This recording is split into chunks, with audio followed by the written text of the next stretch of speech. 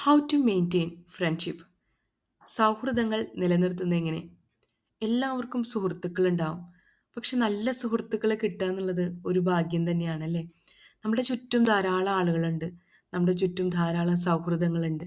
എന്നാൽ ഏതാ നല്ലത് എന്ന് എങ്ങനെ കണ്ടുപിടിക്കും? നമ്മൾക്ക് നല്ലത് ചെയ്യുന്നത് മാത്രമാണോ നല്ലത്? അല്ല അല്ലേ? നമ്മുടെ സൗഹൃദം നിലനിർത്താൻ ഒരു എഫേർട്ട് തന്നെ വേണം. അത് 2 ഭാഗത്തു നിന്നും വേണം. ഒരു സൈഡിൽ നിന്ന് മാത്രം എഫേർട്ട് എടുത്തുകൊണ്ട് ഒരു സൗഹൃദം മാനേജ് ചെയ്ത് പോകാൻ പറ്റിയെന്ന് വരില്ല. നമ്മള് ഇത് കേൾക്കണ എത്ര പേർക്ക് വർഷങ്ങളായിട്ടുള്ള സുഹൃത്തുക്കളുണ്ട്? അല്ലെങ്കിൽ ഒരു വർഷം കണ്ടിന്യൂസ് ആയിട്ട് നല്ല ഫ്രണ്ടായിട്ടിരിക്കുന്ന ഒരാളുണ്ട്. അതുമല്ലെങ്കിൽ ഒരു വളരെ ചെറിയ ക്ലാസ് തൊട്ട് ഇപ്പോഴും വിളിക്കാൻ പറ്റുന്ന, തുറന്ന് സംസാരിക്കാൻ പറ്റുന്ന ഏതെങ്കിലും ഒരു ഫ്രണ്ടെങ്കിലും നമ്മളുടെ അടുത്തുണ്ടോ? ഉണ്ടെങ്കിൽ ശരിക്കും ഭാഗ്യവാനോ ഭാഗ്യവതിയാണ് കേട്ടോ. കാരണം സൗഹൃദങ്ങൾ നിലനിർത്തുക എന്നുള്ളത് എളുപ്പമുള്ള കാര്യമല്ല. നമ്മൾ ചിലപ്പോഴൊക്കെ ആലോചിക്കുമ്പോൾ തോന്നും ബ്രെഡും ബട്ടറും പോലെ അല്ലെങ്കിൽ ബ്രെഡും ജാമും പോലെ നല്ല തിക്ക് ഫ്രണ്ട്സ് ആയിരിക്കും. എന്നാലും അവരുടെയും നമ്മളുടെ ഇടയിൽ ഒളിവും മറവും ഒക്കെ ഉണ്ടാവില്ലേ? ഒളിച്ചുള്ള കാര്യങ്ങളുണ്ടാവും, ഹിഡൻ അത് ആപേക്ഷികമാണ്. ഓരോ വ്യക്തികളും അവരുടെ സീക്രട്സ് കീപ്പ് ചെയ്യണത് അതൊക്കെ അവരുടെ വ്യക്തിപരമായിട്ടുള്ള കാര്യങ്ങളാണ്. എല്ലാം തുറന്ന് പറഞ്ഞു അല്ലെങ്കിൽ പറയുന്നുണ്ട് എന്ന് നമ്മൾ വിചാരിക്കുന്ന ആൾക്കാർ വരെ സംതിങ് ഹൈഡിങ് ഫ്രം അസ്. അപ്പം നമ്മൾ വിചാരിക്കും ഓഹ് അവനെൻ്റെ ഫ്രണ്ട് അല്ലല്ലോ എന്ന്. പക്ഷെ ഫ്രണ്ട് അല്ല എന്നുള്ളതല്ല അവിടെ മാറ്റർ. നമ്മുടെ ഫ്രണ്ട്ഷിപ്പും അവരുടെ പേഴ്സണൽ റിലേഷൻസും അതൊക്കെ ഡിഫറെൻ്റ് ആണ്. ഫ്രണ്ട്ഷിപ്പ് എന്ന് പറയുന്നത് ആ ഫ്രണ്ട്ഷിപ്പ് എന്നുള്ളൊരു മാത്രം നമ്മൾ എടുക്കാൻ പാടുള്ളൂ. അവരുടെ പേഴ്സണൽ ലൈഫ് വേറെയാണ്. ഒരു നല്ല ഫ്രണ്ട് എപ്പോഴും എങ്ങനെയായിരിക്കും? അപ്രോച്ചബിൾ ആയിരിക്കും അല്ലേ? നമ്മൾ ഈ പണ്ട് പഠിക്കുമ്പോഴൊക്കെ ബ്രെഡും ജാമും പോലെ ബ്രെഡും ബട്ടറും പോലെ അത്രയും തിക്ക് ഫ്രണ്ട്സാന്നൊക്കെ പറയില്ലേ? അതൊക്കെ ഒരു കാലഘട്ടം കഴിഞ്ഞാൽ അതിൽ വ്യത്യാസങ്ങൾ വരും. നമ്മൾ പറയണത് ചിലപ്പോൾ അവർക്ക് സെറ്റായിന്ന് വരില്ല. അല്ലെങ്കിൽ അവർ പറയണത് നമുക്ക് സെറ്റായിന്ന് വരില്ല. അപ്പോൾ അഭിപ്രായ വ്യത്യാസങ്ങളുണ്ടാവും. ഫ്രണ്ട്ഷിപ്സിൽ മാറ്റം ഉണ്ടാവും. അപ്പോൾ എപ്പോഴും അപ്രോച്ചബിൾ ആവാൻ ഒരാൾക്ക് പറ്റുമോയെന്ന് വെച്ചാൽ പറ്റില്ല. കാരണം എല്ലാവരും മാറിക്കൊണ്ടിരിക്കുകയാണ്. നമ്മളുടെ സ്വഭാവം മാറുന്നുണ്ട്. അവരുടെ സ്വഭാവം മാറുന്നുണ്ട്. പിന്നെ നമ്മൾ ചില ഫ്രണ്ട്ഷിപ്പിൽ കണ്ടിട്ടില്ലേ? ഈ ഭൂമിക്ക് ചുറ്റും ഉപഗ്രഹം തിരിയുന്ന പോലെ നമ്മുടെ ചുറ്റും അവരിങ്ങനെ തിരിഞ്ഞുകൊണ്ടിരിക്കും അല്ലേ? നമുക്കിഷ്ടമുള്ള കാര്യങ്ങൾ ചെയ്ത്, നമുക്കിഷ്ടമുള്ള സാധനങ്ങൾ നമുക്ക് ചിലപ്പോൾ ഗിഫ്റ്റായിട്ട് തരും. അങ്ങനെ ബ്യൂട്ടിഫുൾ ആയിട്ടുള്ള ഫ്രണ്ട്ഷിപ്സും ഉണ്ട് കേട്ടോ.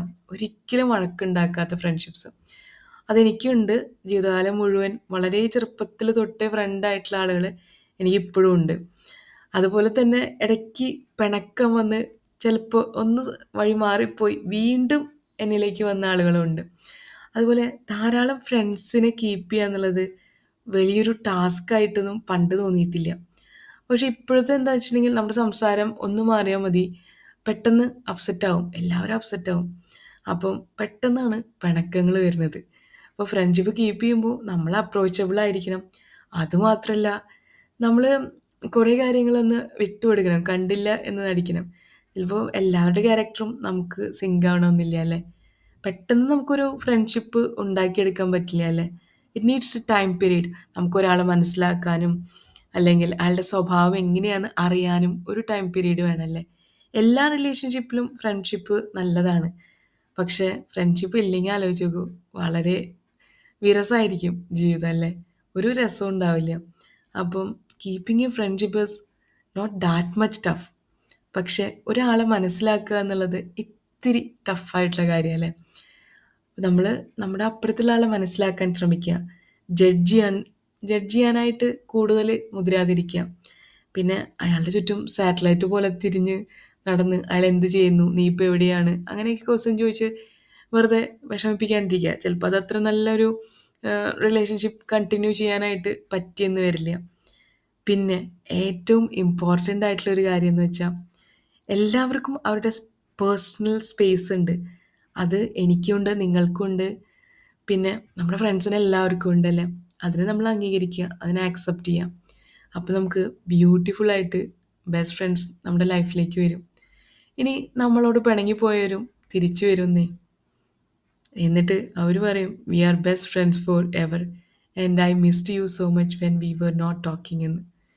അതുപോലെ ഉണ്ടായിട്ടുണ്ടോ എപ്പോഴെങ്കിലും പിണങ്ങിപ്പോയവർ തിരിച്ചു വന്നത്? നിങ്ങൾ മിസ് ചെയ്തിട്ടുള്ള ആൾക്കാർ ഉണ്ടെങ്കിൽ ഒരു ബ്യൂട്ടിഫുൾ മൊമെൻ്റ് ആയിരിക്കും അല്ലേ? Thank you for listening to me. എല്ലാവർക്കും ധാരാളം നല്ല സൗഹൃദങ്ങൾ ഉണ്ടാവട്ടെ. നിങ്ങൾക്കും കുറച്ച് ഐഡിയകളൊക്കെ ഉണ്ടാവുമല്ലോ എങ്ങനെ നല്ല സൗഹൃദങ്ങൾ നിലനിർത്താമെന്ന്. എന്നോട് പറയണേ. Thank you.